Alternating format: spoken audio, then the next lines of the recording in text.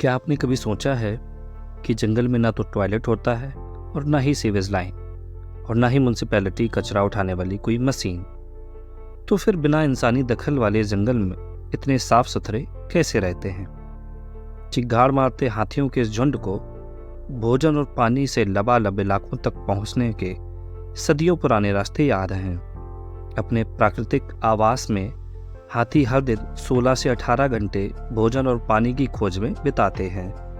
इस झुंड के हर बड़े हाथी को आज कम से कम 150 किलो पत्ते, फल, छाल, घास और टहनियों की जरूरत पड़ेगी और मौका खोजकर वे 100 से 200 लीटर पानी भी पिएंगे। लेकिन वयस्क हाथी जितना खाते हैं उसका करीबन आधा या कम से कम 75 किलोग्राम लीद के जरिए बाहर भी निकाल देते हैं। हाथी औसतन हर दिन खाते और पॉटी करते हुए करीब 25 किलोमीटर तक चलते हैं, यानी आगे आगे हाथी और पीछे पीछे पॉटी। अब जरा अंदाजा लगाइए, जंगल में 50 हाथियों का एक झुंड एक दिन में कितना पॉटी करता होगा। 50 गुणे 75 यानी करीब 3750 किलोग्राम। एक साल में 13,68,750 किलोग्राम, यानी करीब करीब 1400 टन। अगर आप इसमें विल्डरबीस्ट, जेब्रा, हिरण और गैंडा ये सब भी जोड़ दें तो जंगल में पॉटी का अंबार लग जाएगा। वहाँ इतने बड़े पैमाने पर यह जो पशुमल होता है, जिसे हम लीद कहते हैं या कुछ गोबर भी कह सकते हैं, तो उसे साफ कौन करता है?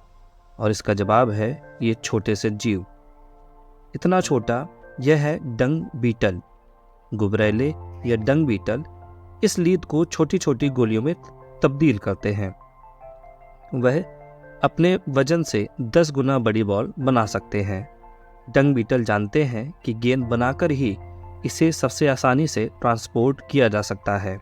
नर और मादा डंग बीटल लीद, गोबर या पशुमल की इस बॉल को करीब 200 मीटर तक दूर ले जा सकते हैं।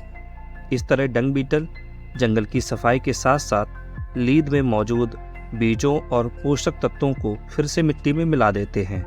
डंग बीटल जंगलों में महामारी फैलाने से भी रोकते हैं। असल में पशुओं का खून चूसकर बीमारी फैलाने वाले हॉर्न मक्खियाँ इस लीद में अंडे देती हैं। साथ ही इस मल में अन्य जीवों के पेट तक पहुंचने वाले भी कीड़े पनपते हैं। प्रकृति में सफाई कर डंग बीटल ऐसी मक्खियों की 95% आबादी को कम कर देते हैं और कृमियों के विस्फोट को भी नियंत्रित करते हैं। एक खेत में पड़े 16 टन गोबर यानी करीब 1.5 ट्रक गोबर को 10 दिन के भीतर साफ कर दिया गया। उसे पूरे खेत में खाद की तरह फैला दिया गया।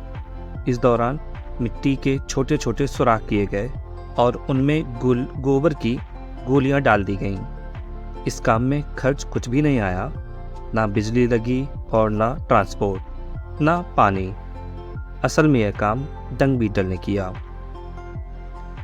एक अनुमान के मुताबिक डंग बीटल की मदद से अमेरिका के किसान हर साल लगभग $38 करोड़ बचाते हैं।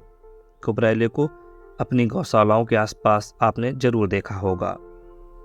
ऐसी रिसर्च बताती हैं कि डंग बीटल गाय के गोबर में मौजूद नाइट्रोजन को फिर से मिट्टी में मिला देते हैं। पशुमल की बॉल में डंग बीटल अंडे देते हैं और इन गोलियों को जमीन में दबाने के लिए वे मिट्टी में छोटी छोटी सुरंगें बनाते हैं। इन सुरंगों के जरिए पोषक तत्वों के साथ मिट्टी के भीतर हवा और पानी के लिए भी रास्ता बनता है। तेजी से अपनी संख्या बढ़ाने वाले डंग बीटल इकोसिस्टम में छिपकली, मेढक और कई पंछियों के पेट भी भरते हैं। लेकिन जंगल की आग, पशुओं के पेट तक पहुंचे एंटीबायोटिक्स और प्लास्टिक इन पर भारी पड़ रहे हैं।